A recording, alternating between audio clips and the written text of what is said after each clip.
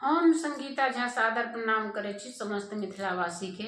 आइ हम अहाँ सबके बीच ल क उपस्थित छी एकटा चुमान के गीत। आशा करै छी जे अहाँ सबके जरूर नीक लागत।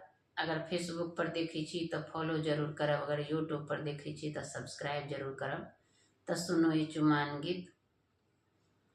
10 बाबा खड़े हाथ चावल लिए, 10 बाबा खड़े हाथ चावल लिए, दुर्बाया छत दिया ललन माँ के, दुर्बाया छत दिया ललन माँ के। आंगन चानन नीपैब गजमोतियैपन धरैब, आंगन चानन नीपैब गजमोतियैपन धरैब, ओइमे दुबिधन सजाएब दुलरुआ के, ओइमे दुबिधन सजाएब दुलरुआ के।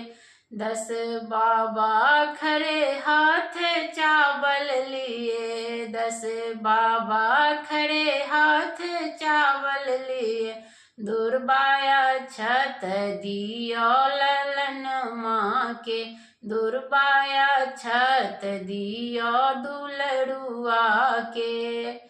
अलस कलश धरब ओइमे पुरहर जरब, अलस कलश धरब ओइमे पुरहर जरब, मानिकाले सुप्रहलाद दुलरुआ के, मानिकाले सुप्रहलाद दुलरुआ के। दुर्बाया छत दिया दुलरुआ के, दुर्बाया छत दिया ललन माँ के।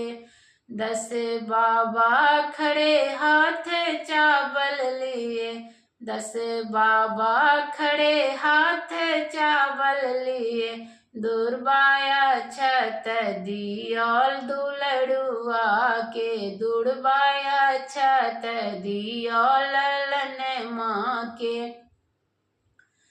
कांचहि बाँस काटब ओइ के डाला बुनब, कांचे बाँस काटब ओइ के डाला बनब, ओइमे दुबिधन सजायब ललन माँ के, ओइमे दुबिधन सजायब दुलरुआ के। 10 बाबा खड़े हाथ चावल लिए, 10 बाबा खड़े हाथ चावल लिए, दुर्बाया छत दिया दुलरुआ के, दुर्बाया छत दिया ललन माँ के। धन्यवाद।